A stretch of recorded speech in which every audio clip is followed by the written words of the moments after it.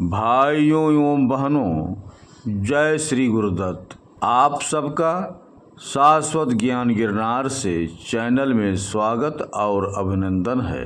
भाइयों बहनों, जब में सत्य, अहिंसा, ब्रह्मचर्य, अस्तेय और अपरिग्रह आते हैं।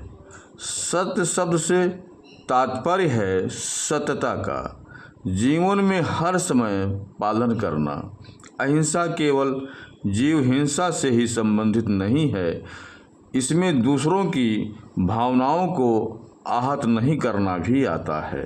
गीता में भगवान श्री कृष्ण ने ईश्वर प्राप्ति के 3 मार्ग बताए हैं: ज्ञान, कर्म तथा भक्ति मार्ग। ज्ञान मार्ग में सांख्य की सहायता से मनुष्य तर्क वितर्क द्वारा तत्व ज्ञान प्राप्त करने की कोशिश करता है, परंतु अक्सर तर्क वितर्क में वह अपने मार्ग से भटक जाता है।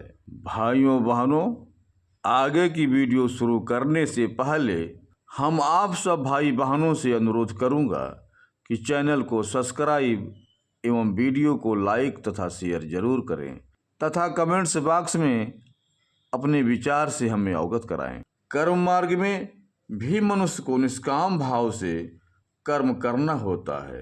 अपने कर्म को ईश्वर को समर्पित करना पड़ता है, इसीलिए इसमें भी भटकने की पूरी संभावना होती है। वहीं भक्ति मार्ग में वह अपने आप को पूर्णतया ईश्वर भक्ति में समर्पित कर देता है, वह स्वयं को विचलित नहीं करता है, इसीलिए भक्ति मार्ग में ईश्वर प्राप्ति की पूरी संभावनाएं रहती हैं। इन तीनों मार्गों पर चलकर सफल होने के लिए मनुष्य को अष्टांग योग के पहले 2 चरणों को जीवन में अपनाना जरूरी है। यह है यम और नियम। यम में सत्य, अहिंसा, ब्रह्मचर्य, अस्तेय और अपरिग्रह आते हैं। सत्य शब्द से तात्पर्य है सत्यता का जीवन में हर समय पालन करना।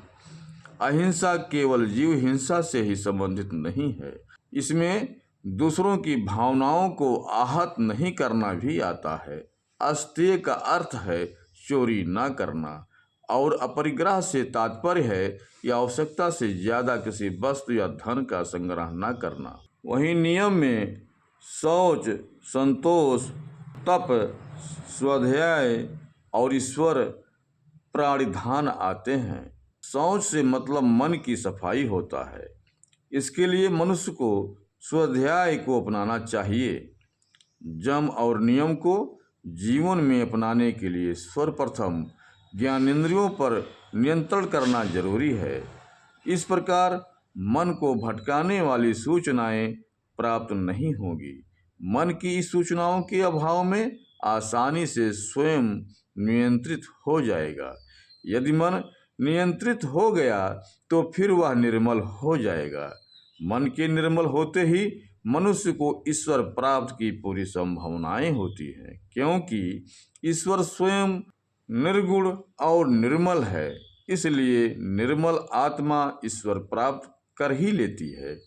ईश्वर प्राप्त के केवल 3 मार्ग कर्म, ज्ञान और भक्ति या उपासना ही है।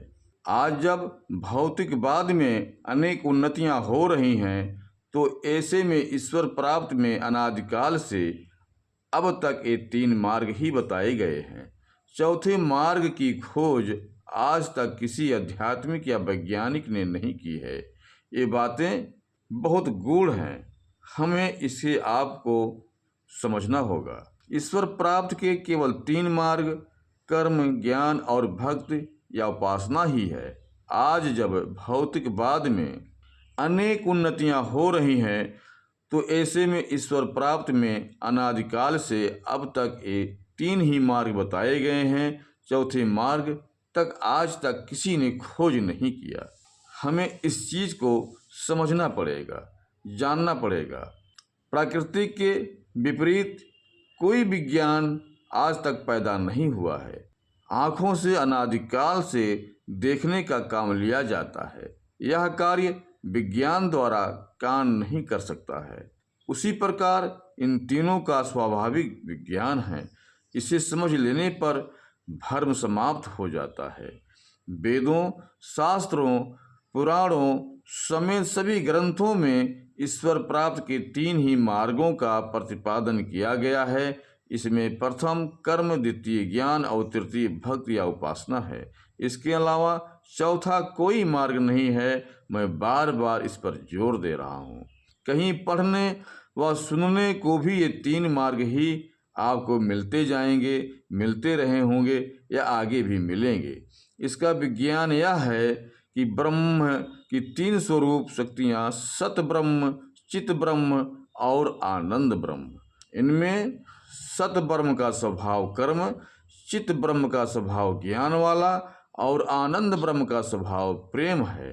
चौथा स्वभाव ईश्वर का नहीं है। उसी का अनादि सनातन अंश होने के कारण प्रत्येक जीव का 3 ही प्रकार का स्वभाव हो सकता है।